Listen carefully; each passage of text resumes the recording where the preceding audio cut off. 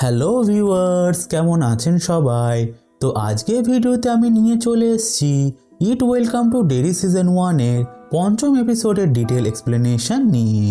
আশা করছি এই ভিডিওটা আপনাদের ভালো লাগবে, তাই ভিডিওটাকে সম্পূর্ণ দেখার অনুরোধ করছি। এছাড়া এর আগের ভিডিওগুলোতে আমি 1 থেকে 4 নম্বর এপিসোডগুলোকে অলরেডি এক্সপ্লেন করে রেখেছি। যদি এখনও আপনারা সেগুলোকে না দেখে থাকেন তাহলে ডেসক্রিপশন ও আই বাটনে থাকা লিঙ্কে ক্লিক করে এখনই ভিডিওগুলোকে দেখে নিন। এছাড়া চ্যানেলটিতে প্রথম এসে থাকলে এখনই চ্যানেলটিকে সাবস্ক্রাইব করে পাশে থাকা বেল আইকনটিকে প্রেস করে দিন। তাহলে চলুন আর বেশি কথা না বাড়িয়ে ভিডিওটি শুরু করা যাক।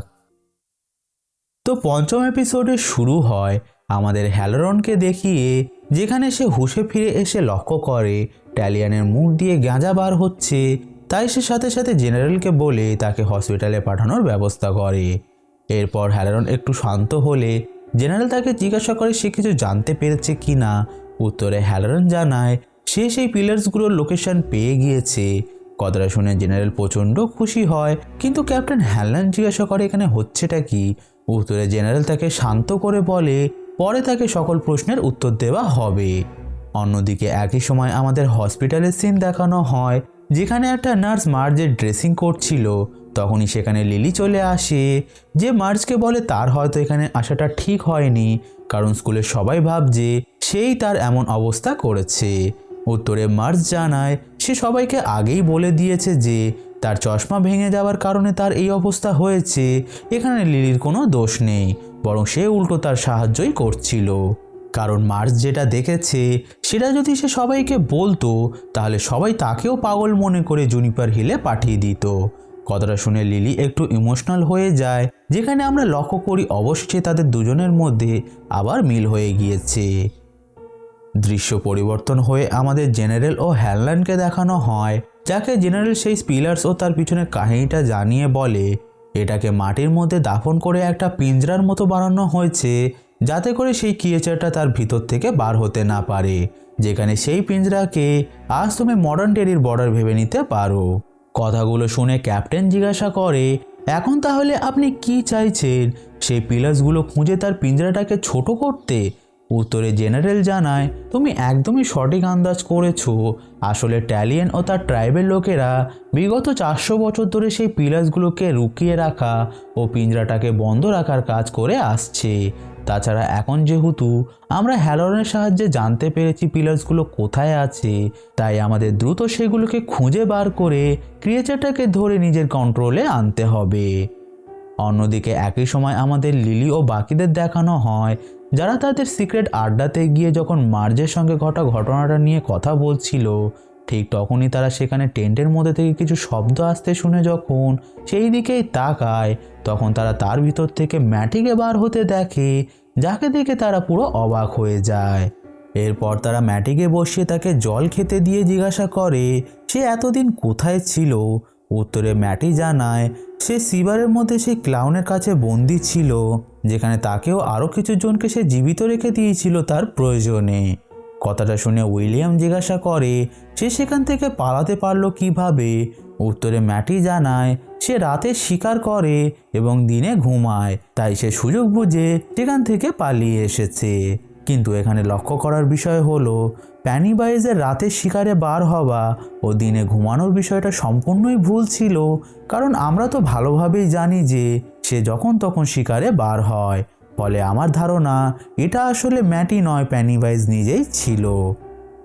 এখন ম্যাটি জানায় তাদের 4 জনের মধ্যে শুধু সে ও ফিল জীবিত আছে, যাকে সেই ক্লাউনটা ট্রান্স টাইপ স্টেজে বন্দি করে রেখে দিয়েছে।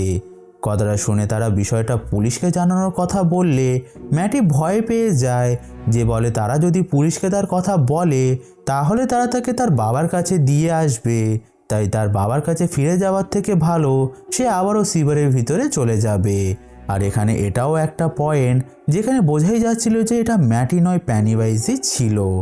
ঠিক তখনই আমাদের নেটিভ আমেরিকান মানে রোজ ও তার ট্রাইবের লোকজনদের দেখানো হয়, যেখানে ট্রাইবের সিনিয়রদের মধ্যে একজন নতুন জেনারেশনদের জানায় যে বিগত 2 সাইকেল মানে 1908 ও 38-এ অনেকগুলো মানুষ মারা গিয়েছিল, যার তুলনায় এখন যে সাইকেলটা চলছে তাতে অনেক কম মানুষই মারা গিয়েছে।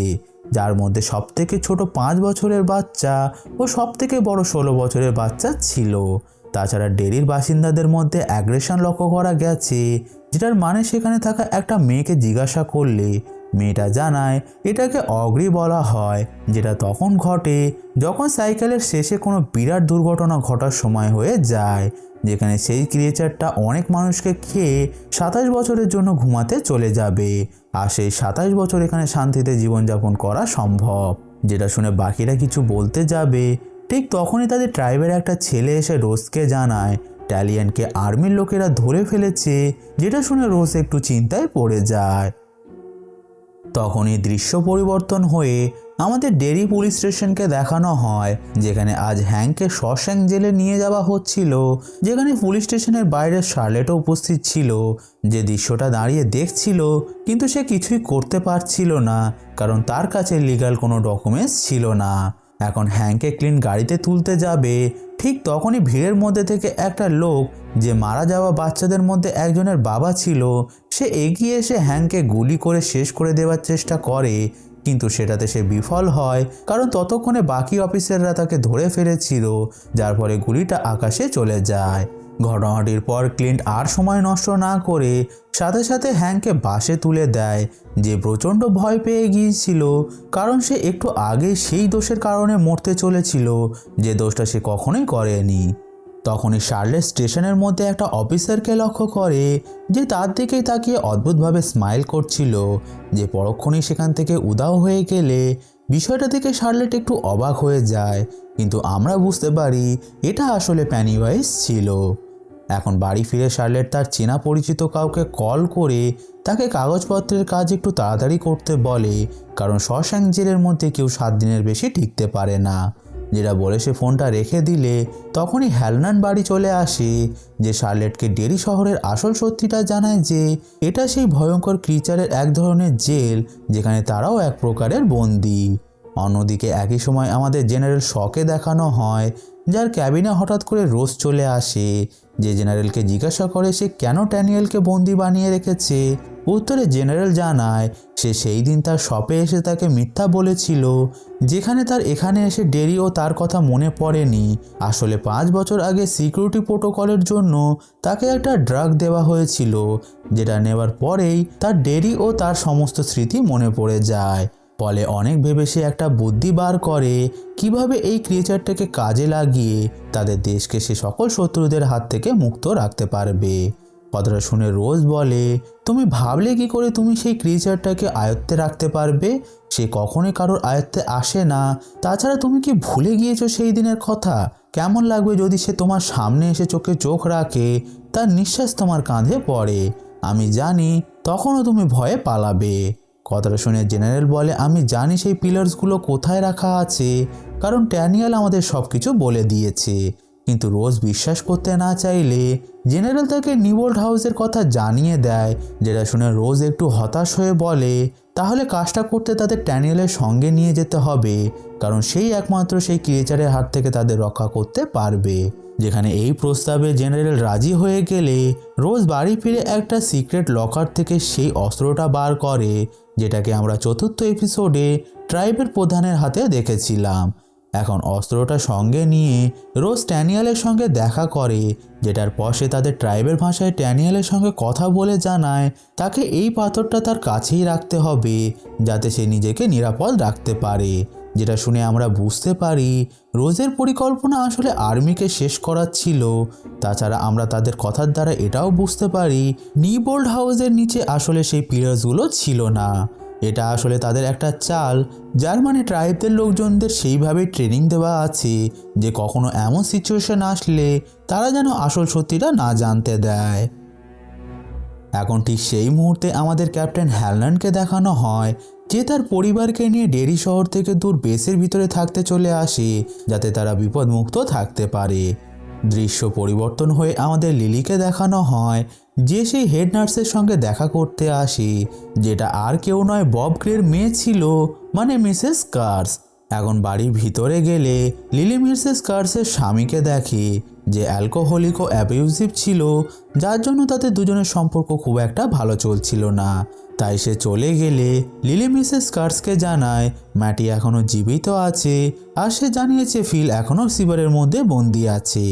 কথাটা শুনে কার্স পুলিশকে বিষয়টা জানানোর কথা বললে লিলি জানায় ম্যাটি তাদের পুলিশের কাছে যেতে মানা করেছে, কারণ ম্যাটির কথা জানতে পারলে পুলিশ তাকে তার বাবার কাছে দিয়ে আসবে। তাই তারা প্ল্যান করেছে তারা একাই সিভারের ভিতরে গিয়ে ফিলকে বাঁচাবে।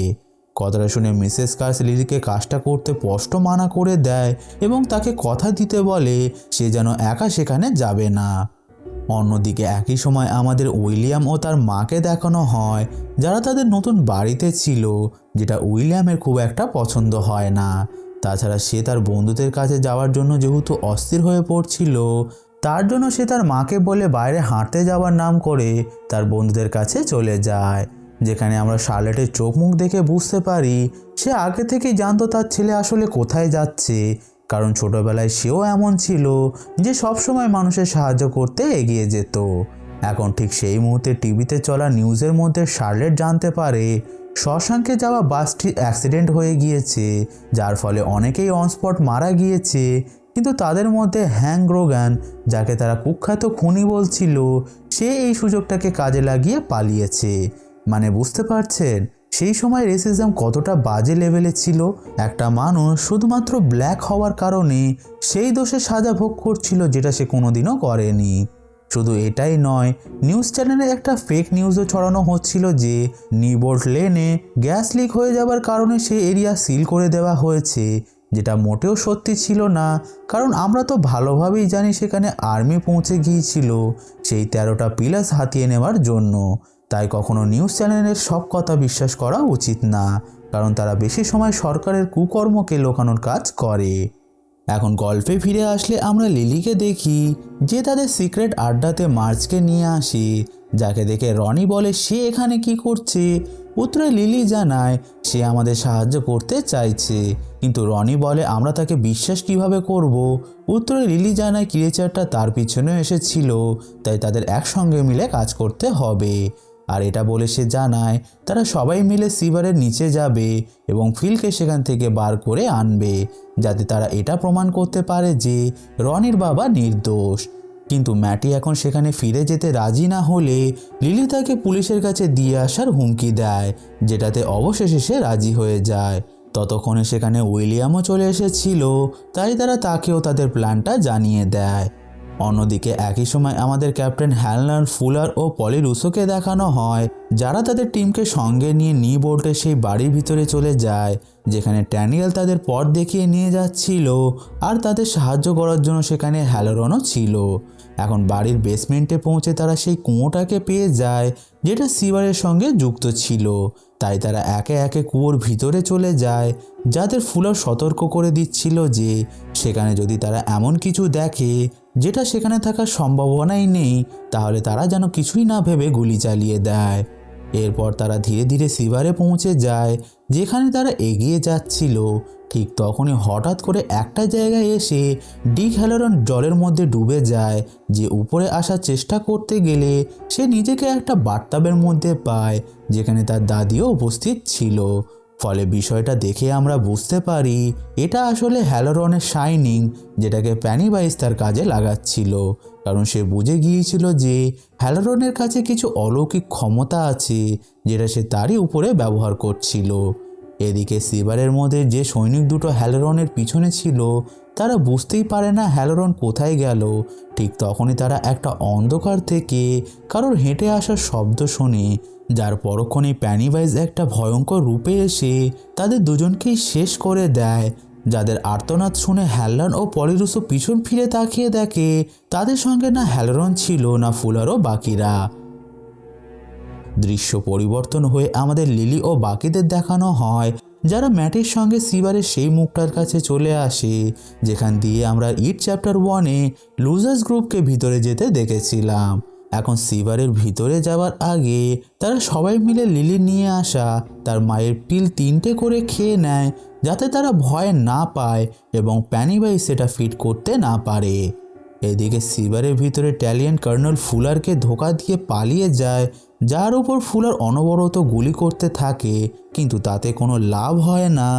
যেখানে ড্যানিয়েল বেঁচে তো যায়, কিন্তু তাড়াহুড়ো করতে গিয়ে তার ব্যাগ থেকে সেই অস্ত্রটা জলে পড়ে যায়, যেটাকে ফেলে রেখেই তাকে বাধ্য হয়ে পালিয়ে যেতে হয়।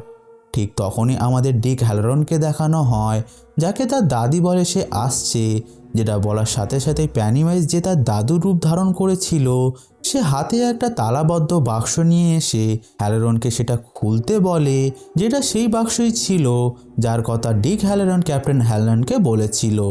এখন হ্যালরন তার দাদুকে জিজ্ঞাসা করে সে এই বাক্সটা কোথায় পেয়েছে। উত্তরে তার দাদু জানায় এটা সে তার আত্মার ভিতর থেকে বার করে নিয়ে এসেছে।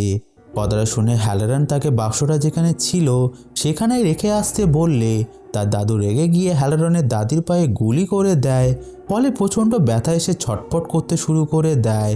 ঠিক তখনই হ্যালরনের দাদুর রূপধারী পেনিওয়াইজ সেই বাক্সটাকে খুলে দেয়, যেটা করার আগে সে অদ্ভুতভাবে হাসতে শুরু করে। ফলে বিষয়টা দেখে কনফার্ম হয়ে যায় যে এটা আর কেউ নয়, পেনিওয়াইজই ছিল। এখন বাক্সটা খুলে গেলে তার মধ্যে দেখে আমরা এক ধরনের অরেঞ্জ কালার আলো বার হতে দেখি, যার সাথে সাথে হ্যালরনের অবস্থা পুরো খারাপ হয়ে যায়।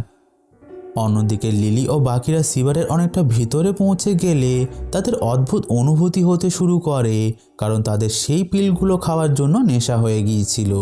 কিন্তু এখানে অবাক করা বিষয় হলো বাকি সবার নেশা হয়ে গেলেও ম্যাটি পুরো সুস্থ ছিল, মানে তার কিছুই হয়নি। তখনই আমাদের হ্যালরন ও পলিকে দেখানো হয়, যারা এগিয়ে যাচ্ছিল। ঠিক তখনই হ্যালরন সেখানে শার্লেটের গলার আওয়াজ শুনতে পায়, যে সাহায্য চাইতে চাইতে তার কাছে ছুটে আসে, যাকে হ্যালরন তো দেখতে পাচ্ছিল কিন্তু পলিটুসও দেখতে পাচ্ছিল না। তাই হ্যালরন বুঝে যায় এটা আসল শার্লেট নয়, তাই সে তার উপর গুলি চালিয়ে দেয়, যার কিছুক্ষণ পরই সে জলের মধ্যে উধাও হয়ে যায়। ঘটনাটির পর হ্যালরন পলিরুসকে জানিয়ে দেয় যে সে যদি এমন কাউকে এখানে দেখে যার এখানে থাকার কথাই নয়, তাহলে সে যেন গুলি চালাতে দ্বিতীয়বার না ভাবে। এদিকে লিলি, রনি ও বাকিরা ম্যাটির পিছু পিছু যেতে যেতে ডেড এন্ডে পৌঁছে যায়। তাই তারা ম্যাটিকে জিজ্ঞাসা করে এবার তারা কোথায় যাবে। উত্তরে ম্যাটি কিছু বলবে তার আগেই তারা জলের ভিতর থেকে সুজি, টেডি, ফিল ও অবশেষে ম্যাটির মৃতদেহকে ভেসে উঠতে দেখে, যেটা দেখে তারা প্রচণ্ড ভয় পেয়ে যায়। যারা বুঝে গিয়েছিল তাদের সঙ্গে এতক্ষণ যে ছিল সে ম্যাটি নয়, কিন্তু ততক্ষণে অনেক দেরি হয়ে গিয়েছিল। ফলে ম্যাটির রূপধারী পেনিওয়াইজ ধীরে ধীরে তার ক্লাউনের রূপে ফিরে আসে, যাকে দেখে লিলি ও বাকিদের অবস্থা খারাপ হয়ে যায়। তাই তারা নিজেদের প্রাণ বাঁচাতে সেখান থেকে পালিয়ে গেলে পেনিওয়াইজ তাদের পিছনে ধাওয়া করে, যেখানে কিছুটা যেতে না যেতে লিলি পা পিছলে পড়ে গেলে সে বাকিদের থেকে আলাদা হয়ে যায়। এদিকে ঠিক তখনই হ্যালরন ও পলি সিবারের এক্সিটে পৌঁছে গিয়েছিল, যেখানে তাদের বিপরীত রাস্তা দিয়ে উইলিয়াম ও বাকিরা সাহায্য চাইতে চাইতে ছুটে আসে, যাদের দেখে হ্যালরন ভাবে এটাও তার ভ্রম, তাই সে সময় নষ্ট না করে গুলি চালাতে যাবে।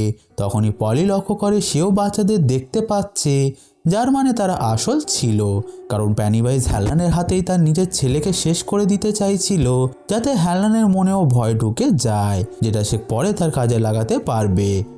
এখন বিষয়টা বুঝতে পেরে পলি সাথে সাথে হ্যালরনকে আটকাতে গেলে গুলিটা তার বুকেই লেগে যায়। ফলে হ্যালরন একটু প্যানিক হয়ে গিয়ে প্রথমে বাচ্চাদের উপর চিৎকার করে বলে তারা এখানে কি করছে, যেটা বলার পর সে বাচ্চাদের তার পিছনে আসতে বলে পলিকে বাঁচাতে তাকে কাঁধে করে বাইরে নিয়ে চলে যায়। অন্যদিকে লিলি যে সবার থেকে আলাদা হয়ে গিয়েছিল, সে একটা ডেড এন্ডে এসে আটকা পড়ে যায়। ঠিক তখনই তার পিছনে পেনিওয়াইজ চলে আসে, যে লিলিকে এক প্রকার টন্ট করতে করতে বলে সে বেচারা ম্যাটিকে বাঁচাতে পারল না, আর বুদ্ধুর মতো তার বাকি বন্ধুদেরও সে তার কাছে নিয়ে আসলো। যেটা বলে সে লিলিকে খেতে যাবে, তখনই সে থেমে যায়, কারণ সেখানে ড্যানিয়েলের ব্যাগ থেকে পড়ে যাওয়া পাথরটা জ্বলজ্বল করছিল। ফলে সেটা দেখে পেনিওয়াইজ ভয় পেয়ে সেখান থেকে পালিয়ে যায়, যেখানে বিষয়টা দেখে লিলি অবাক হয়ে গিয়ে বুঝতে পারে এই পাথরটাতে নিশ্চিত কোনো অলৌকিক ক্ষমতা আছে, যার জন্য সে পাথরটা হাতে তুলে নেয়। দৃশ্য পরিবর্তন হয়ে আমাদের মিসেস কার্সকে দেখানো হয়, যে তার গাড়িতে উঠলে লক্ষ্য করে হ্যাংক রোগান আগে থেকেই তার গাড়িতে উপস্থিত ছিল, যে কার্সকে কথা বলতে এবং ঘাড় ঘোরাতে মানা করে গাড়িটাকে কোনো শুনশান এরিয়াতে নিয়ে যেতে বলে। তাই মিসেস কার্স গাড়িটাকে জঙ্গলের মাঝে নিয়ে গিয়ে থামায়, যেটার পর তারা দুজন গাড়ি থেকে নেমে একে অপরকে জড়িয়ে ধরে। আর আমরা জানতে পারি সেই দিন রাতে যে হোয়াইট মহিলাটার সঙ্গে হ্যাংক ছিল সেটা আর কেউ নয়, আইরিস কার্স ছিল। এখানে তাদের কথা শুনে আমরা এটাও বুঝতে পারি তারা একে অপরকে ভালোবাসে, যার কারণ হলো কার্সের স্বামী খুবই অ্যাবিউজিভ ও বাজে মানুষ ছিল। এখন হ্যাংকে বাঁচাতে কার্স তাকে তার বাড়িতে লুকিয়ে রাখার কথা বলে, কিন্তু হ্যাংক রাজি হয় না, কারণ এতে বিপদের অনেক বেশি আশঙ্কা ছিল। তাই হ্যাংক জানায় কেউ তো অবশ্যই আছে যে তাদের সাহায্য করবে। তখনই আমাদের বেসকে দেখানো হয়, যেখানে শার্লেটের সঙ্গে মিসেস কার্স দেখা করতে আসে, যে তাকে জানায় তাদের একটা কমন বন্ধু আছে যার তাদের সাহায্যের খুবই প্রয়োজন। অন্যদিকে একই সময় আমাদের ক্যাপ্টেন হ্যালনানকে দেখানো হয়, যার সাক্ষী রেকর্ড করা হচ্ছিল, যেটাতে হ্যালনান জানায় সিভারের ভিতরে হঠাৎ গুলি চলে, যেটাতে পলি আহত হয়ে যায়, যাকে সে সাথে সাথে কাঁধে তুলে বার করে নিয়ে আসে, কিন্তু ততক্ষণে অনেক দেরি হয়ে গিয়েছিল, ফলে তাকে আর বাঁচানো যায় না। এখানে আমরা লক্ষ্য করি হ্যালনান আসল কথাটা প্রকাশ করে না, কারণ পলি তাকে কথাটা বলতে মানা করেছিল, কারণ এতে করে তার চাকরি চলে গিয়ে তাকে জেলে দিয়ে দেওয়া হতো। তখনই হ্যালনানের সঙ্গে দেখা করতে সেখানে জেনারেল শ চলে আসে, যে জানায় ড্যানিয়েলকে খুঁজে পাওয়া যায়নি, তাছাড়া তাদেরকে এর জন্য জবাব অবশ্যই দিতে হবে। আর এটা বলে জেনারেল হ্যালনানকে কিছু কথা জিজ্ঞাসা করার কথা বললে হ্যালনান জানায় সে এই মুহূর্তে কিছুদিন একা থাকতে চায়, যেটা শুনে জেনারেল চলে যেতে গেলে হ্যালনান তাকে থামিয়ে জিজ্ঞাসা করে ডিক হ্যালরন সেখান থেকে বার হতে পেরেছে কিনা। উত্তরে জেনারেল জানায় সে এখনও বেসে এসে রিপোর্ট করেনি, তাই সে কিভাবে সেখান থেকে বার হবে সেটা সেও জানে না, কিন্তু সে একটা কথা স্পষ্টভাবে জানে, কেউ যদি সেখান থেকে নিরাপদভাবে বার হতে পারে সেটা একমাত্র হ্যালরনই পারবে। যার পরক্ষণেই আমাদের সেই জায়গাটাকে দেখানো হয়, যেখান দিয়ে প্যানিভাইজ ম্যাটি রূপে লিলি ও বাকিদের সিভারের ভিতরে নিয়ে গিয়েছিল, যার মধ্যে থেকে এখন আমরা ডিক হ্যালরনকে বার হতে দেখি, যে সেখানে ক্যাপ্টেন পলিরুসের আত্মাকে দেখতে পায়, যে তার দিকে ফিরে তাকারে হ্যালরন প্রচণ্ড ভয় পেয়ে যায়, কারণ যে জিনিসটাকে সে এতদিন একটা বাক্সের মধ্যে বন্দি করে রেখেছিল সেটা বার হয়ে গিয়েছে, আর এটা মোটেও হ্যালরনের জন্য ভালো ছিল না। তখনই আমাদের হ্যালরনের সাবকনসিয়াস মাইন্ডে থাকা সেই বাক্সটাকে দেখানো হয়, যার মধ্যে দিয়ে একটা অরেঞ্জ আলো বার হচ্ছিল, যেটা দেখানোর সাথে সাথে পঞ্চম এপিসোড এখানেই শেষ হয়ে যায়।